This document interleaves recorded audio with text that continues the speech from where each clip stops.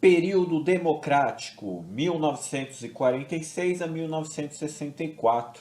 Gente, estamos entrando em um novo período da história do Brasil, período que sucede a chamada Era Vargas e que antecede o chamado regime militar ou ditadura militar.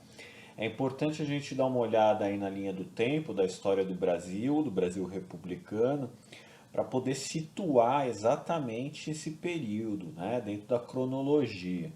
A gente está falando de 1946 a 1964, período democrático.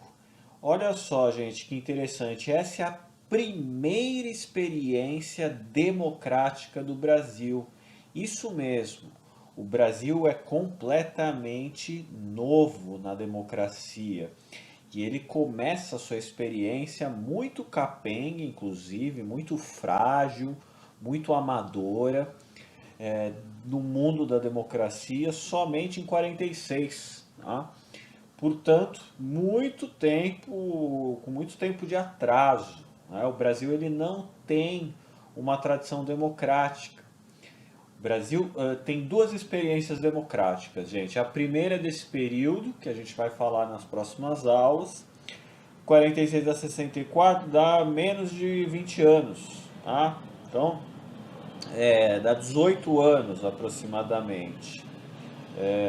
Essa é a primeira. A segunda é de 1985 até os tempos atuais. Portanto, 20, 30 e pouco mais de 30 anos, a segunda experiência democrática. Se a gente for comparar os períodos democráticos da história do Brasil com os períodos não democráticos, os períodos autoritários, a gente vai perceber que o Brasil teve muito mais tempo de autoritarismo do que período de democracia. Isso sem contar o período que a gente viveu sob um regime monárquico, né? Na época de Dom Pedro I e Dom Pedro II. Portanto, gente, o Brasil ele conhece muito mais o autoritarismo do que a democracia. Tá? E mesmo isso se torna evidente nos períodos democráticos quando a gente percebe que essa experiência ela é muito frágil. Por exemplo, nesse período aí que a gente vai tratar, 46 a 64, todas as sucessões presidenciais foram problemáticas. Teve presidente que se suicidou, teve presidente que foi assassinado, caso do Juscelino Kubitschek, o Vargas se suicida. Você vai ter a oposição nunca vai aceitar o resultado das eleições. Você vai ter militares assumindo um certo protagonismo na vida política. A imprensa sempre vai, de alguma forma, comprar um partido em detrimento de outro, né, a grande imprensa. Então é um período frágil, é um período de manipulação. E a mesma coisa nessa segunda experiência democrática que a gente vive, né, desde 88, né, 85, que também apresenta suas fragilidades, né? A gente também teve problemas, a gente teve presidente com impeachment, que foi o caso do Fernando Collor de Mello. A gente teve presidente que não conseguiu terminar mandato, né? Caso da Dilma. Então a gente tem fragilidades, dificuldade de aceitar a vida dentro de uma pluridiversidade. Né? Muito complicado, o Brasil é muito complicado, e isso não é só o Brasil não, tá, gente? Se a gente olhar para a história da Argentina, da Bolívia, do Chile, da Venezuela, a gente vai perceber que há muitas semelhanças, muitas semelhanças. A gente é muito parecido nesse sentido com os nossos vizinhos aí. São democracias frágeis, né? Do Brasil, especialmente um pouco mais frágil do que de outros países aí. Tudo bem? Então isso foi só a abertura e a gente vai começar a falar aí dos presidentes desse período. A gente teve alguns presidentes A gente vai falar um pouco de cada um deles, o que é mais importante, o que é mais cobrado em Enem, o que é mais cobrado nos vestibulares, tá? No caso seria Eurico Gaspar Dutra, o Getúlio Vargas, Juscelino Kubitschek, João Goulart, Jânio Quadros antes, tá? E João Goulart, vice-presidente de Jânio Quadros, já que Jânio Quadros não vai terminar o mandato. Tá? A gente vai falar de cada um deles. Bem, gente, alguns autores chamam esse período democrático também de República Populista ou período populista. O populismo é um conceito fundamental para a gente entender esse período, tá? É uma palavra, é um termo que se aplica também a uma experiência na Argentina, no Chile. Então a gente tem que, é muito cobrado isso, foi muito cobrado durante muito tempo. A gente tem que entender o que é esse conceito, que ajuda muito a gente a entender esse período como um todo, né? Às vezes você não sabe, professor, eu preciso saber exatamente o que aconteceu em cada governo, cada presidente. Às vezes, se você dominar o conceito que perpassa todos eles, como por exemplo o conceito de populismo, a gente consegue andar num terreno muito mais sólido, a gente consegue articular muito melhor. Então, vamos ver o que foi esse conceito de populismo, tá? É importante o seguinte, gente. O populismo ele emerge forte na América Latina depois da Segunda Guerra Mundial, né? Vocês lembram que a guerra terminou em 1945, né? E quem saiu vitorioso da Segunda Guerra foi, de um lado, a União Soviética, que vivia sob uma ditadura, e do outro os Estados Unidos, a Inglaterra, a França, né? Os regimes democráticos. E o Brasil, como lutou ao lado dos Estados Unidos, porém vivia sob uma ditadura, a ditadura Vargas, teve que em 45, né, Vargas foi obrigado a renunciar e aí entra o período democrático populista, né? E isso toma conta do mundo ocidental na América do Sul e na América Central também, os populistas, né? E o que foi isso, gente? Características aí, vamos ser bem diretos. Segundo o professor Marcos Napolitano, um grande especialista da Universidade de São Paulo, o populismo ele tem essas características aí. Vamos dar uma olhada em cada uma delas, isso é extremamente importante a gente reter o que é. Tá? Primeiro ponto, gente, o populismo caracteriza-se por uma relação direta e não institucionalizada do líder, do presidente, no caso, com as massas, com a população, com a sociedade, né? É o caso muito forte do Getúlio Vargas, por exemplo, né? O líder populista, ele, como Vargas, por exemplo, ele cria sua relação com as massas de maneira direta e baseada em seu carisma. Então, por exemplo, Vargas era muito carismático, Juscelino Kubitschek vai ser muito carismático, Jânio Quadros vai ter um apelo carismático, né? Então, assim, são presidentes que vendem muito a sua imagem, né? E que tem uma relação afetiva com a sociedade, pelo menos, ainda que não seja verdadeira, pelo menos ele consegue transparecer essa imagem afetiva, né? E para isso é preciso muita imprensa, propaganda, é preciso um carisma, também da particularidade desses líderes, tudo bem? Vamos para o segundo tópico. Os populistas, os líderes populistas, eles caracterizam-se também pelo seu nacionalismo econômico, a defesa dos interesses nacionais, né? Então, por exemplo, uma pauta muito forte do Juscelino Kubitschek, do Getúlio Vargas, é a defesa dos interesses nacionais.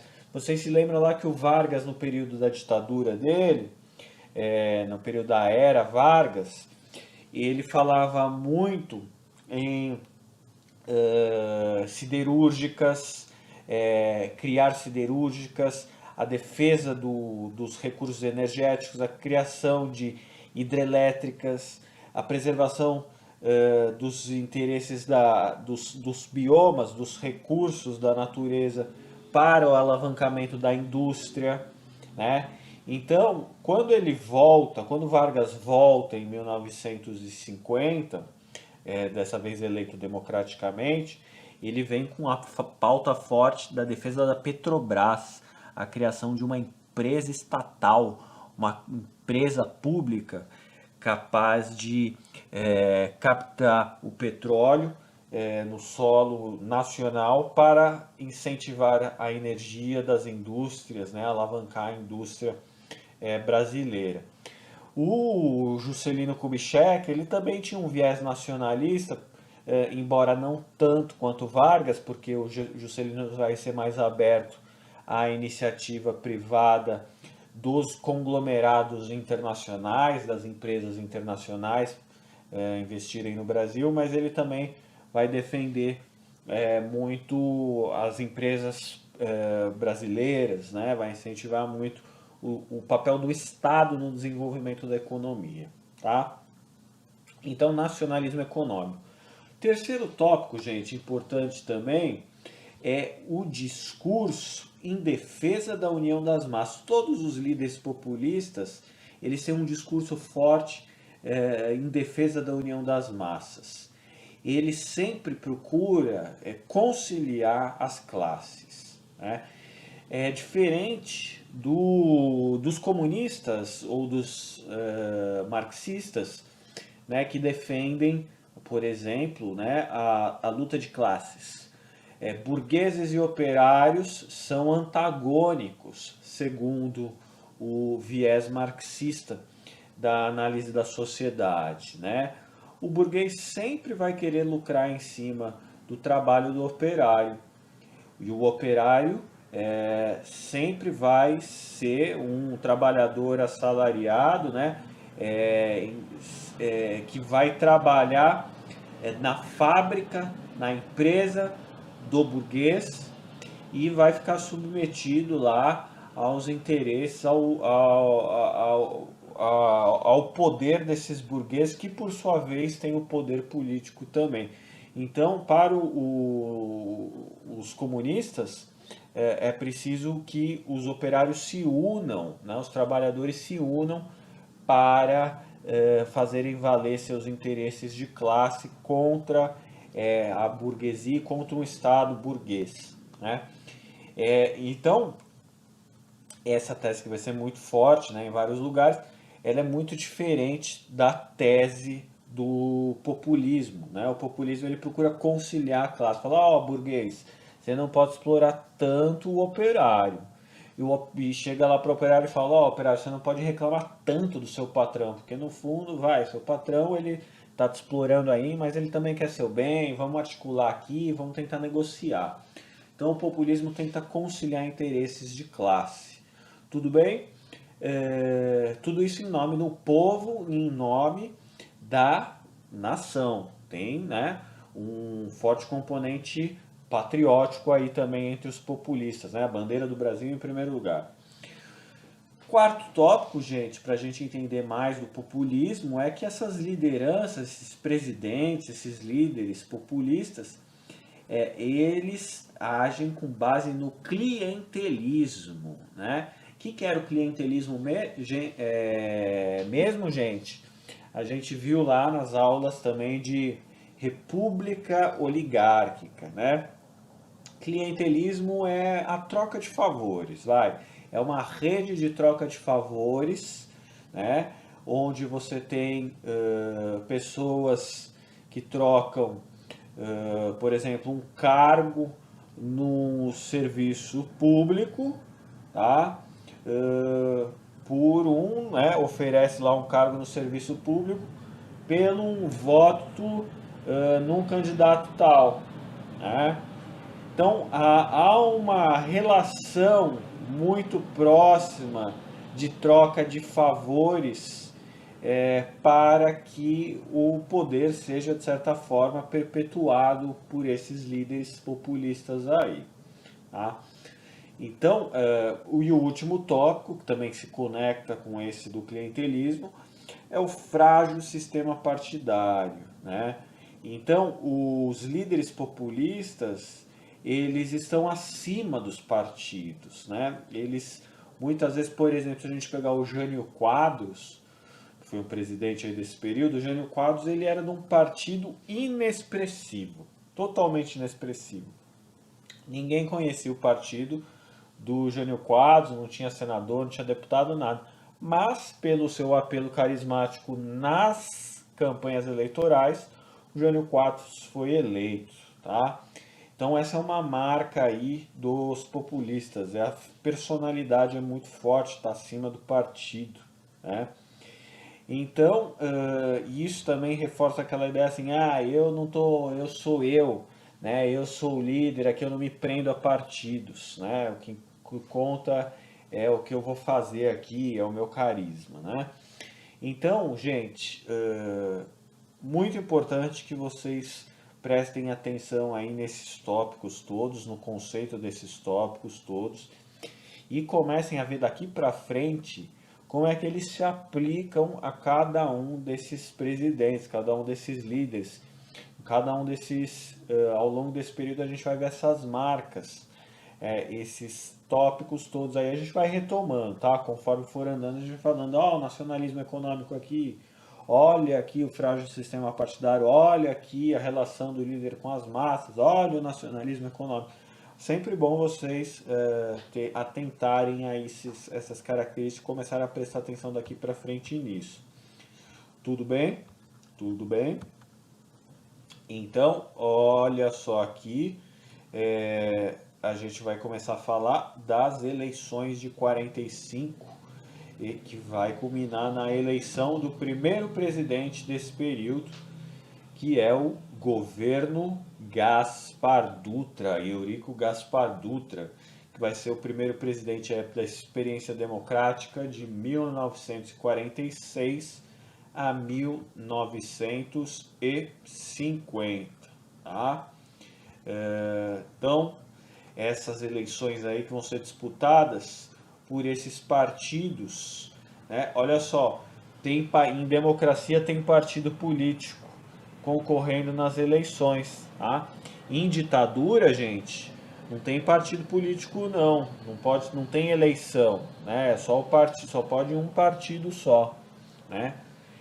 Ou no caso do Brasil, dois partidos que vão disputar, mas é de forma indireta, não é a população que vai escolher, né? Então, nesse período democrático a gente tem o surgimento de partidos. E quais são os principais partidos do Brasil nesse momento, gente? A gente vai ter três partidos importantes, quatro partidos importantes, na verdade. O primeiro deles é a UDN, União Democrática Nacional, que é um partido mais liberal, digamos assim, não com aquele não tão voltado no plano econômico para o nacionalismo econômico, para a defesa dos interesses nacionais, das empresas públicas, das empresas estatais. A UDN ela é mais aberta, ela é mais flexível para que a economia do Brasil nela tem espaço às empresas norte-americanas, né? Então o serviço, por exemplo, o petróleo, por exemplo, os caras da UDN vão falar, não precisa ter uma empresa estatal para cuidar do petróleo. A gente pode contratar, a gente pode deixar que as empresas americanas, que são melhores, mais experientes, elas assumam o controle da extração do petróleo no Brasil. Tá?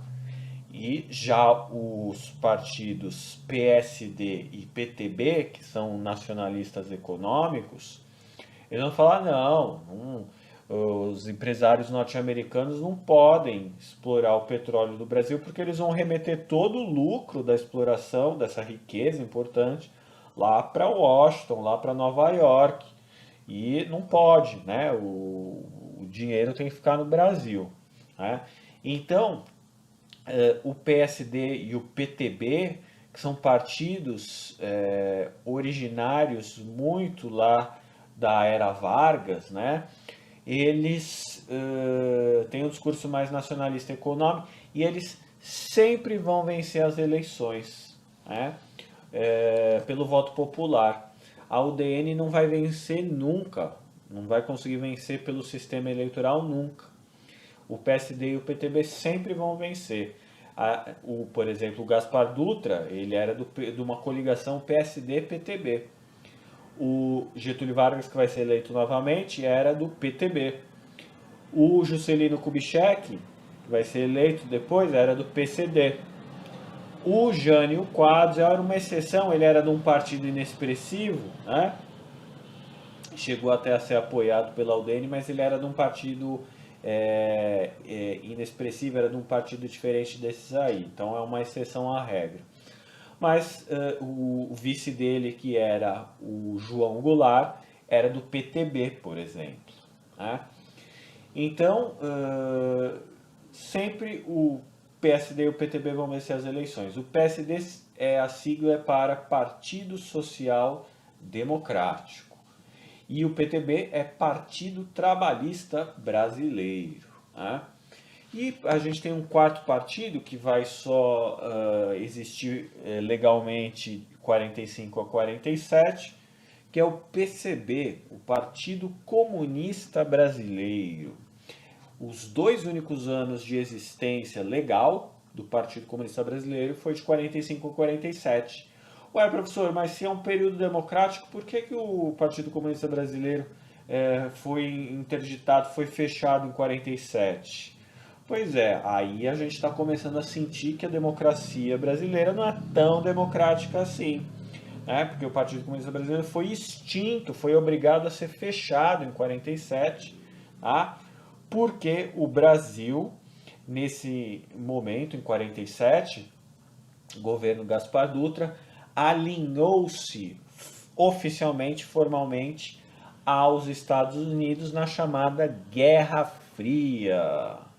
Tá? Então aí é o contexto internacional que a gente tem que ver separadamente, que é o contexto da Guerra Fria. A Guerra Fria terminou a Segunda Guerra Mundial, o mundo se dividiu em 2. De um lado, o bloco capitalista, liderado pelos Estados Unidos, e do outro, o bloco socialista, liderado pela União Soviética. Os 2 países, os 2 grandes vencedores da Segunda Guerra Mundial, que derrotaram o nazismo, né? E o Brasil teve que se alinhar aos Estados Unidos e, portanto, nesse alinhamento, os Estados Unidos falou, não pode ter partido comunista em lugar nenhum no mundo capitalista. E aí o Gaspar Dutra, em 47, está alinhado ao bloco capitalista, tem que fechar o Partido Comunista Brasileiro, que passa a atuar na ilegalidade. Tá? Então é isso, gente. Próxima aula a gente vai ver governo Gaspar Dutra aí. Um abraço.